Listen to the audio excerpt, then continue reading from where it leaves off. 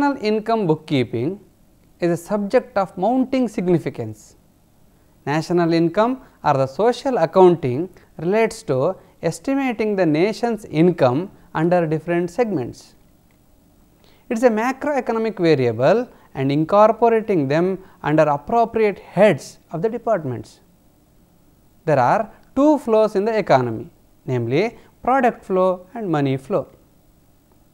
Product flow is the movement from production unit to the end user.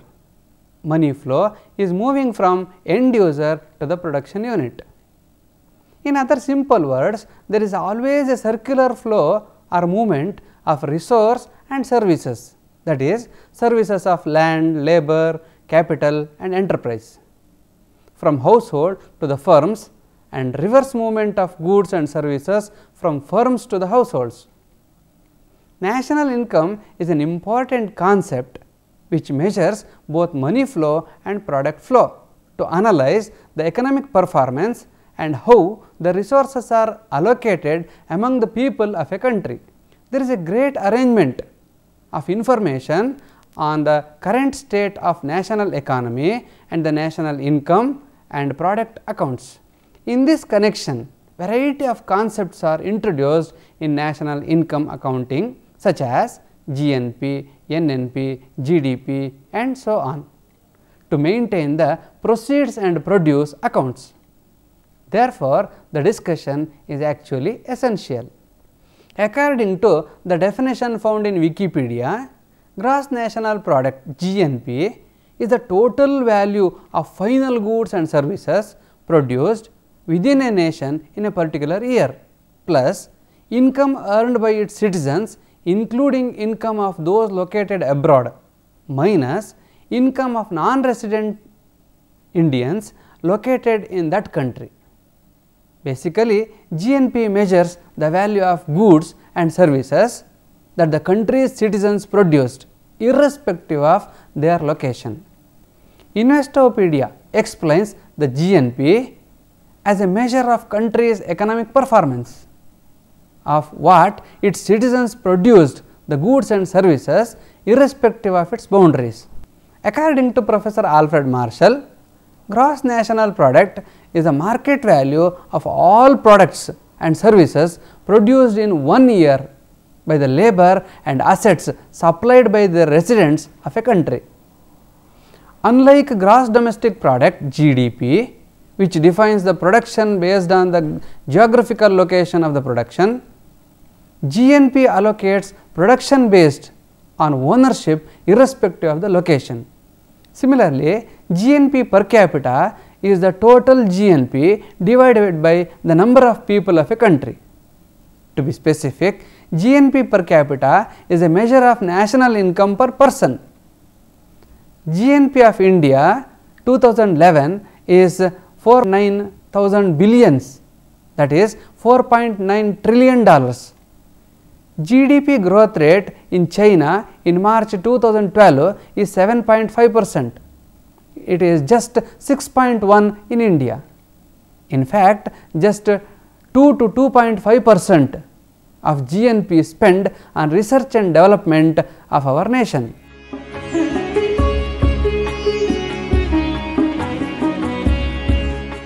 Gross national product includes two important components, namely gross domestic product and total gains of foreign trade. The first and prime component of gross national product is gross domestic product. It refers to the market value of all final goods and services produced within a country in a given period of time. GDP was first developed by Simon Kuznets for US Congress report in 1934. Approaches supporting GDP also determined by three supporting approaches which give almost the identical results. They are product or output approach, income approach and the expenditure approach. The first one is product approach. The most vital of the above three is the commodity approach or yield approach. It is also called net commodity or value added method or production approach, which sums the output of every class of enterprise to arrive at the totality. In other simple words, production approach is the total market value of final produce and services produced in a country in a specific period of time. Generally, it is 1 year. This method consists of 3 stages. The first one is estimating the gross value of domestic yield in various economic activities. The second one is determining the intermediate consumption, that is the cost of material, supply and services used to produce the final goods or services. And the final one is deducting intermediate consumption from gross value to obtain the net value of domestic output. It can be explained symbolically, that is gross value added equals value of yield minus value of intermediate consumption. Here the value of output is the value of the total sales of goods and services plus value of changes in the inventories. For measuring gross yield of domestic product, economic services are classified into various sectors. After classifying economic activities, the gross yield of each sector is calculated by any of the following 2 methods. The first one is by multiplying the yield of each sector by their respective market price and adding them together, and the second method is by collecting data on gross sales and inventories from the records of companies and adding them together. Adding indirect tax minus subsidies in GDP, we get GDP at producers' prices. The concept of value added was used earlier in economics that refers to the increasing value of commodity in succeeding stages of production. Now, let us discuss the second approach, that is income approach. It is the sum total of all the income of all the individuals living in a country during a specific period of time, that is 1 year in general. If GDP is calculated this way, it is sometimes called gross domestic income or GDP by income. Theoretically, gross domestic income GDI should provide same amount in relation to the expenditure method. In other simple words, the firm pay the remuneration to the factors of production like companies hire labor for wages, interest for capital, rent for land and profit for entrepreneurship. Total income can be subdivided according to various schemes leading to various formula for GDP measured by the income approach. It is GDP through income equals consumption of employees plus gross operating surplus and gross mixed income plus taxes and imports minus subsidies on production and imports. Symbolically, GDP of I equals COE plus GOS plus GMI plus TP and imports minus SP and imports. Compensation of employees COE measures the total remuneration of employees for work done. It includes wages and salaries as well as employer contributes to the social security and other programs. Gross operating surplus GOS is a surplus due to owners of incorporated business. Gross mixed income GMI is the same measure of GOS, but unincorporated business. This often includes most small business. The sum of COE, GOS and GMI is called total factor income. It is the income of all the factors of production in a society. It measures value of GDP at factor prices. The third approach in determining the GDP is expenditure approach, which works on the principle that all the commodity must be bought by somebody.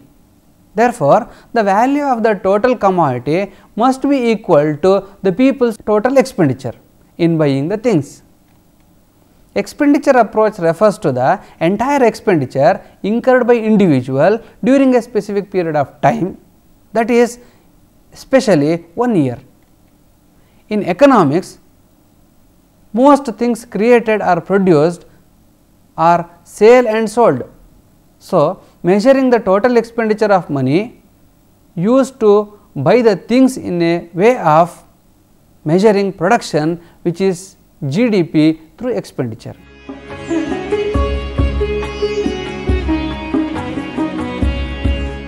GDP through E is the sum of consumption and the sum of investment and the sum of government spending and net exports, that is GDP E equals C plus I plus G plus X minus M.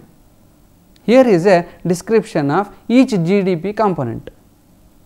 Here C stands for consumption, that is normally the largest GDP component in the economy, consisting of private household final consumption expenditure in the economy. Economists like J.M. Keynes have preferred to split the general consumption term into two parts, private consumption and public sector or government spending. Here private consumption is a central concern of welfare economics.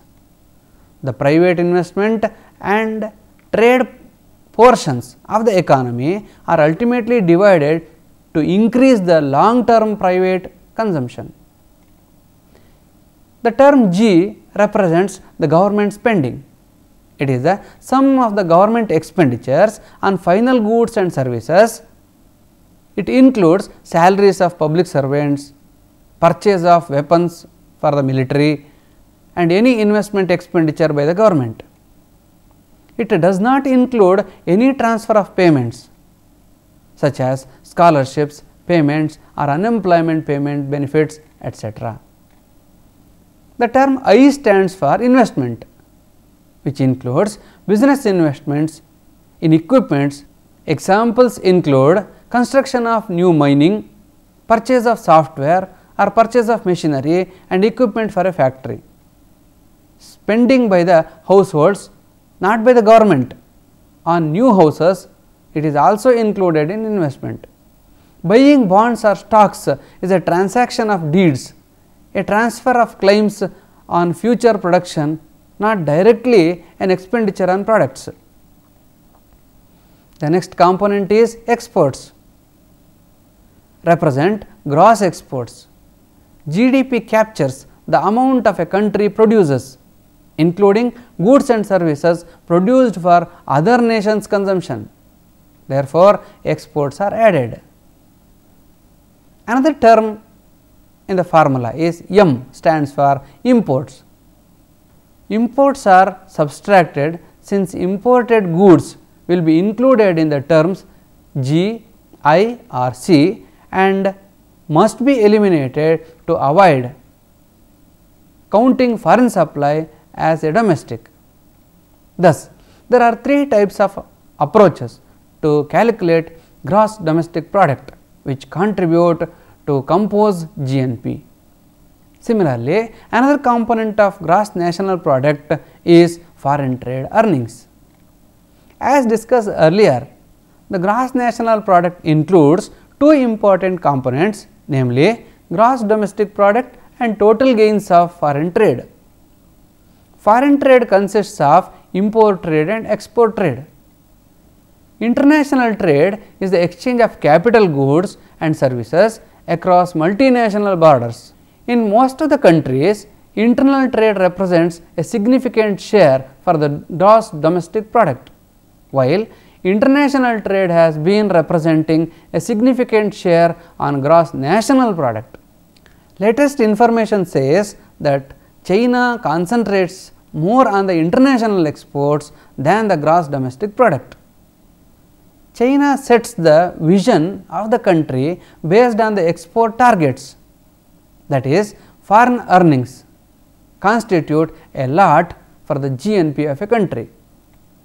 Industrialization advanced transportation, globalization, multinational corporations, outsourcing, etc. are having a major impact on the international trade system. Without international trade, nations would be limited to the goods and services produced within their own borders.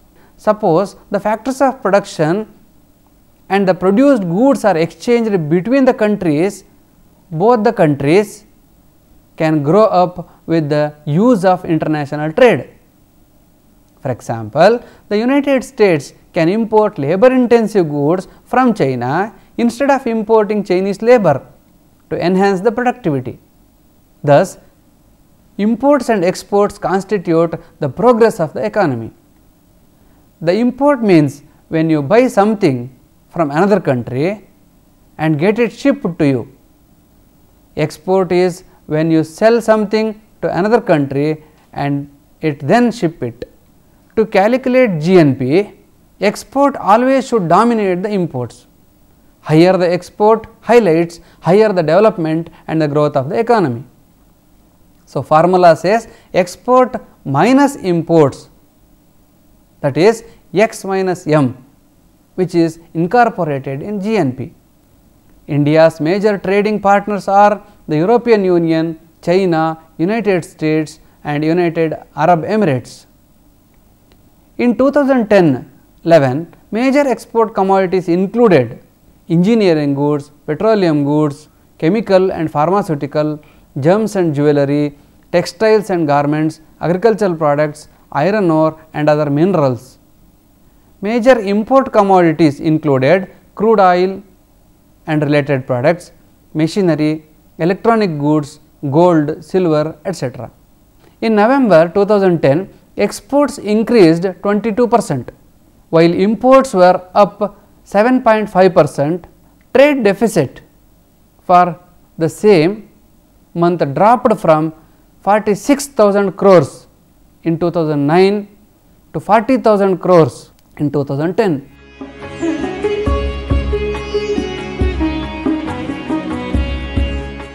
Following are the serious issues to be considered while assessing the GNP. Amartya Sen, a famous economist, was arguing that gross national product was not enough to assess the standard of living of a country, and he helped to create a Human Development Index HDI, which has become an authoritative source for the welfare comparisons between countries. Human Development Index is not found in general while calculating national income, which is a serious issue to be considered while analyzing the gross national product. One of the fundamental questions that must be redressed in preparing the national income accounting is how to define the production boundary, that is, what part of the countless human activities are to be included or excluded from the measure of the economic production boundary, which is very difficult to calculate while calculating gross national product. Non-marketed output, for example, the value of housework, popularly called do it yourself, DIY, and the voluntary activities are not yet part of official national income statistics. Natural processes without human involvement or direction are excluded in calculating GNP. For example, timely monsoon rains, summer, winter, that helps to productivity. This leaves non-market productivity to appropriate while calculating GNP. Goods and services provided by the government and non-profit organizations free of charge or for economically insignificant prices are included. The value of these goods and services is estimated as equal to their cost of production. This ignores the consumer surplus generated by an efficient and effective government supplied infrastructure. This would be reflected as a higher GDP, which is not included in GNP. Services provided by the banks and other financial institutions without charge that does not reflect their full value. the financial institutions provide these services to the customer freely or at a less interest rate. GDP does not measure the factors that affect the quality of life, such as quality of environment and security from the crime. Market goods are sold for economically significant prices. An exception is that illegal goods and services are often excluded even if they are sold at economically significant prices.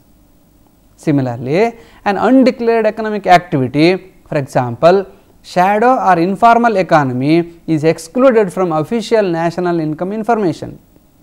According to the Institute for Fiscal Studies 2001, more than 13% of the goods and services of GDP is undeclared to the government, resulting in loss tax revenue, which is not included in GNP. Transfer of payments are excluded to evaluate GNP, namely unemployment and child benefits received with no corresponding output. Some of the goods produced are calculated in multiple times while calculating GNP. In fact, each method of estimating GDP is vague, leading to inaccuracies in the published records, which is a major difficulty in calculating GNP. Suppose we consider all the above elements seriously and cope up with accurate and corrective measures, then GNP calculation will result in an improved approach.